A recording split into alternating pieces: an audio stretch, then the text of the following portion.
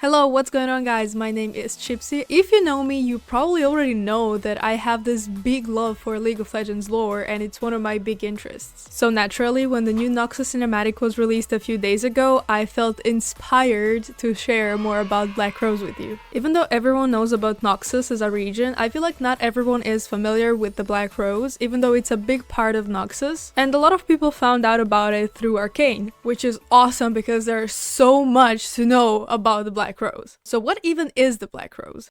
Blackrose is the secret Noxian cabal whose members are powerful and influential. The cabal's purpose is to simply guide Noxus from the shadows. It is also one of the oldest societies in Runeterra, as they were founded during the reign of the Iron Revenant, also known as Mordekaiser. They were founded by their matron LeBlanc together with Vladimir. This pact started when LeBlanc approached Vladimir with an offer. They feasted as equals and did incredibly dark magic. One thing to point out about Vladimir is that he was traded for peace during the Great Darkin War. The trade happened between his dad, the King of Camawar, and a Darkin. This exchange actually went pretty well for Vladimir, who was taught how to do blood magic by a Darkin.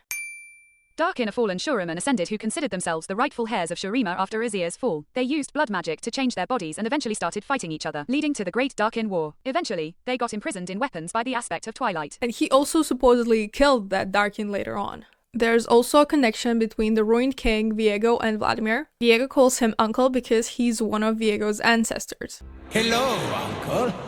I'm surprised you haven't been torn apart by an angry mob.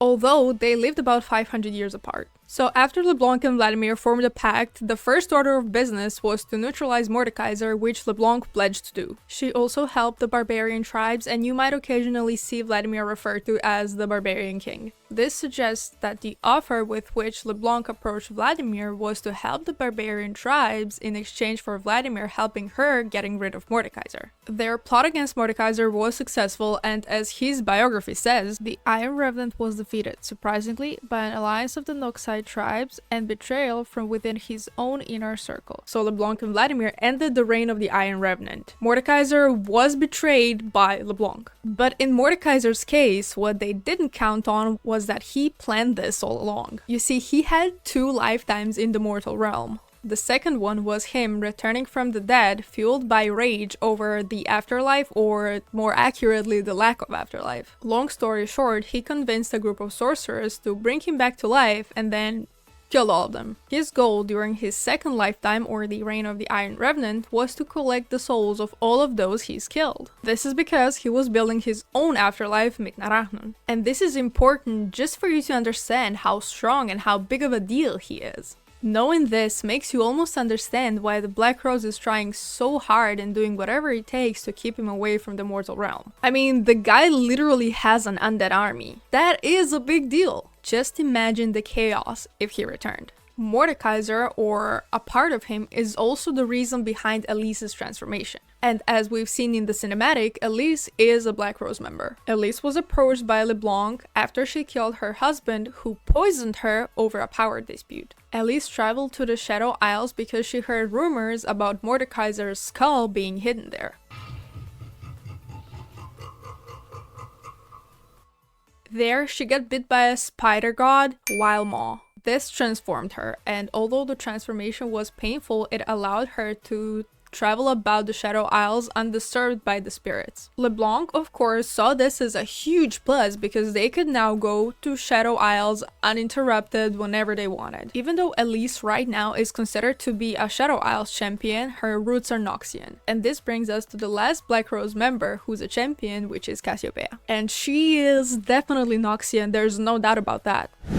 She comes from the noble Noxian family Dukuto. All the members of this family are notable, to say the least. Their dad is the famed General Dukuto. Their mom, Soriana, is already a blackrose member. They have 2 daughters, Cassiopeia and Katarina. Katarina took after their dad, while Cassiopeia followed her mom. Talon is also related to the Dukuto family, not by blood though, but that's a story that we'll cover some other time. One thing I do want to put out there is, who did Katarina kill in the cinematic? In her biography, Katarina kills Demetrius, a line officer from the army who fought against her dad. She took his head, but it's unlikely that he was in the cinematic as a leader of the opposing army. That implies that he probably was a Noxian, unless this opposing army was somehow related to the Black Rose, because General Dukuto did support Swain and the eventual execution of the Black Rose members. This seems like a reach more than a plausible theory, but since we are talking about the Black Rose, you never really know. Anyways, back to Cassiopeia. She was sent out on a mission to Shurima to recover the ancient power which Ascended used to become Ascended. Her mom sent her to do this after her dad supported Swain's coup. Now, this is of course long after the fall of Shurima. She was looking for a weapon more than anything, but in the process she became one. Sivir was her Shuriman guide, who she got rid of once they reached the Tome of the Ascended. Now, this is probably the same tome that Nasus sealed Renekton and Xerath in, although in that story it's called the Tome of the Emperors. And yeah, Cassiopeia freed both of them in the process, not on purpose though. This is, after all, how the curse that transformed Cassiopeia got triggered. Cassiopeia was, of course, a member of the Black Rose before any of this happened. This insight in the members of the Black Rose that are familiar to us just shows what type of people are usually members of the Black Rose. The main thing is that they have to be powerful and influential. LeBlanc doesn't really care about the status of the members, since Noxus is, after all, a meritocratic society. Members of the Black Rose are still very often nobles, because nobles have that power and influence that LeBlanc wants. When talking about Cassiopeia, we mentioned Swain's coup, and this is another big political event in Noxus that Black Rose has influenced. Keep in mind that Swain's parents were also members of the Black Rose. The general that Swain overthrew was Boram Darkwill. He became the Grand General with the help of the Black Rose, but once he actually became the general, he didn't really want to work with the Black Rose members anymore. And this, of course, caused the Black Rose to start plotting against him. Now, Swain found out about this plot and revealed it, and also executed the members who were the loudest in this plot. That included LeBlanc and his own parents. But by now, you probably should have figured out that LeBlanc, next to being an incredible mage, she's also a mastermind. So their plot being revealed was also a part of their plot. And no, LeBlanc was not executed. She did make it seem like she was. And once again, she started talking to Darkwill behind the scenes, and now he started to listen because he was afraid of his own mortality. One of the things the two of them did was bring Sion back to life to use him in their conquests. But back to Swain. He was named the commissioner for revealing the plot against Darkwill. During the Noxian invasion of Ionia in the Battle of the Placidium, Swain was mortally wounded. As Swain was dying, he was approached by a raven, and in the raven he saw LeBlanc, the Black Rose, and the entire plot, and he figured out that he was fooled, that he didn't really execute them. And he ended up not dying. He was expelled from the Noxian society because he was no longer useful because of his wounded arm. During this time, Swain managed to find a source of power within the Immortal Bastion, and he learned how to control it. He used this power to restore his mortal body, and this power was actually a demon named Raum. This power also helped him to overthrow Darkwill and become the Grand General, but for real this time. As the Grand General, Swain established the Trifarix. In Arcane, we got introduced to Ambessa, Mel, and Kino, Mel's brother who got executed by the Black Rose. And for this, Ambessa was looking for revenge. Ambessa, in this case, isn't really relevant because she got executed in Arcane. Although it seems a bit weird that they introduced her, made her a playable champion just to kill her off at the end of the season. The biggest plot twist would be like LeBlanc posing as Ambessa and not really dying. Now, I'm not sure how big of a stretch this is, I'm not sure how plausible this is, but considering that LeBlanc once already faked her death,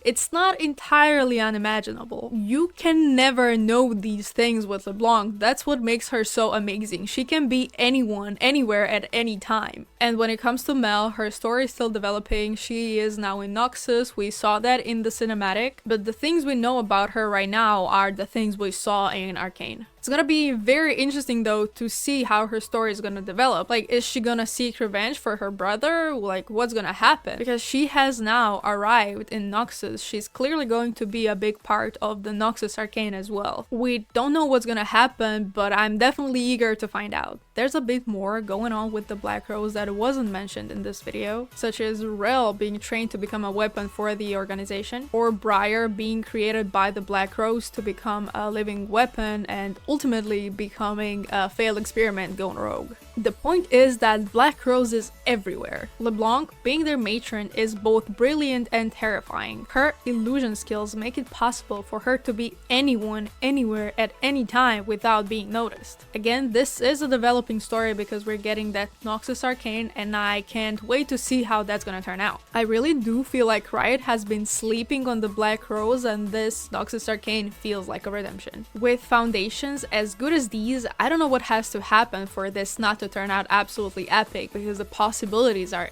endless. Vladimir also has so much potential. His lore hasn't been updated in quite a while, and it's really a shame because he's such a good character. He's also the only one within the blackrose who doesn't just work from the shadows. Although they don't really like that about him because they like to be secret and everything, but he does have his own Crimson Circle. I don't know how big of a deal they're gonna make this in the Noxus arcane plot.